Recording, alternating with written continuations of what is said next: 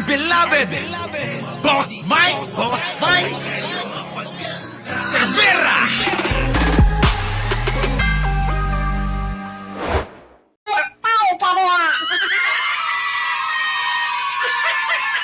Eto na mga kababayan ko, grabe. Nalulungkot ako para kay Libayan. Bayan, ano ba yan? Ano ba yan? Oo. Mula nang tayo hindi na magkapiling, never ko nang ginamit yung mukha mong yan ah. Puro describe na lang ang ginagawa ko ah. Pero bakit habang ginagamit mo yung aking gwapong-gwapong litrato, lungkot na lungkot yung mukha mo? Hello? Anong ginagawa mo? Bakit ka nalulungkot habang kinokontent ako? Eh, ano dito kay Libayan? Hindi ko nga ginagamit yung mukha niya. No? Tingnan nyo, nalulungkot siya. Anong meron? Ha? Oh, mukhang pansin na pansin mo na ako ah. Yan kasi, hindi talaga uubra kapag aso lang ang mga aatake. Di ba? Tama ba mga kababayan? Tingnan nyo mukha ni Libayan dito. Tapos habang tinitignan nyo mukha ko, para bang yung mukha ni Libayan dito, parang pinagpalit ko siya sa iba, no? Para bang ang mukha ni Libayan dito, parang, nag-cheat ako. Kulang na lang, parang mag-shota tayo.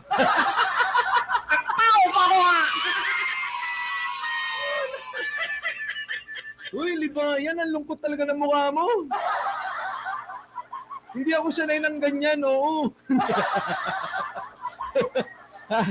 Para bang mga kababayan ko, para bang pinagpalit ko siya sa iba. Kasi, Libayan, dati mahal naman kita eh. Ay! Kaya lang bigla ka na lang parang yung dating ex ko. Nangaaway ka bigla nang wala naman akong alam na kasalanan sa'yo. Di ba, no? Ito si Libayan, parang ex ko to eh. Baka ganun din yung ex nyo, mga kababayan ko. Yung bang inaaway kayo kasi kahit na wala naman kayong alam na kasalanan sa kanya, no? May nag-send lang sa akin nito.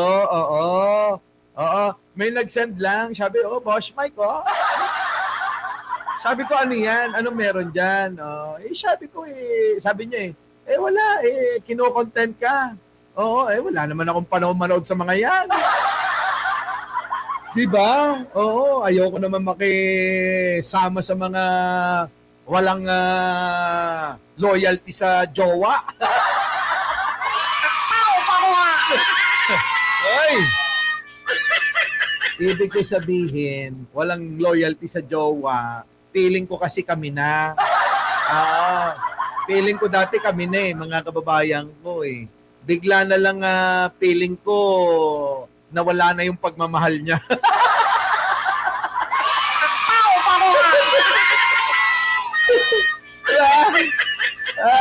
Diba? Tapos mga kababayan ko, itinuturo niya ako sa iba. Parang ganun ba?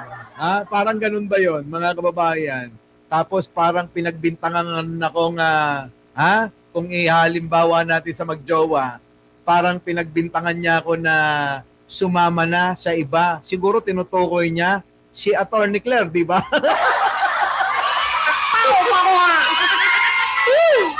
Grabe. Feeling ko lang ba? Ganon, mga kababayan ko, ewan ko, aga-aga pinapatawa tayo ni Libayan, Ibang klase si Libayan, mga kababayan. Yung mukha ni Libayan dito talaga, ewan ko, para bang, alam niyo yung binasted. Parang ganito yata yung mga mukha ng nalaman nila, mga kababayan, na pinagtaksilan sila, no? Ganyan. Samantalang tayo mga kababayan, pangalumbaba lang, tawa-tawa lang tayo, di ba? Ay, nako. Ewan ko. Ayan na natin yan. Sige na, Libayan, tuloy-tuloy mo lang ha. Huwag kang mag-alala, baka sa mga paganyan-ganyan mo, feeling ko, nililigawan mo ko ha.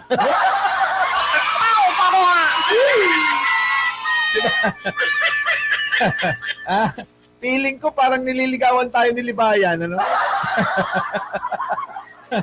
Yeah, sige lang, tuloy-tuloy mo lang. Gusto ko araw-arawin mo ako, ha? Alam mo na ngayon kung paano ako ligawan. Yung inaaraw-araw ako, ganon. Wag na dun sa mga aso. Walang mga tira yun. Oo, mas okay yung ganito. Kasi kapag ganito, papansinin kita lagi.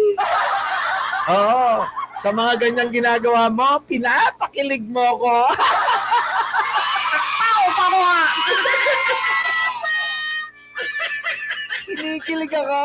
Kinikilig ako. Oo. Bang klase. Wala, suko na. Yung itsura niya, mga kababayan, naalala niyo si Zelensky nung pinahiya ni Trump? Ganyan. Ulitin ko lang para maintindihan niyo maigi. Naalala niyo si Zelensky nung pinahiya ni Trump? Oh, naalala niyo itsura niya? Ganyan. Oh, ganyan na ganyan yon. Anyways, ang lantod daw. Ang lantod! Kayo naman, masyado yung siniseryoso kasi yung mga sinasabi ko. Ito naman si Libayan. Oo, lambing ko lang yun, ano?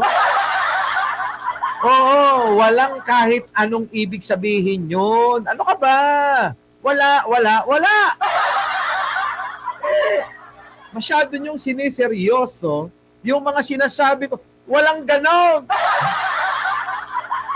Kapag sinabi ko na magkakamukha kayo ni Banat Bay, ni Norman Mangusin, at ikaw, lambing ko lang yun sa'yo. Diba? Oh, ibig sabihin nun, busted ka na. Sabi na Aichang, love mo si Tony Bosch? Oo naman. Love ko kaya yan. Sabi ko nga sa inyo, yan ang mga magagandang tropa. Ganyan, ganito. Yung ganitong mga tropa, nakaw, mga kababayan, ito yung nagpapasaya sa barkadahan. Alam niyo yon? Hindi niyo gets yon. Sa barkadahan, mga kababayan, kapag may ganito kayong tropa, masaya yan. Kung ang tropa nyo, puro katulad ko lang, malungkot yan.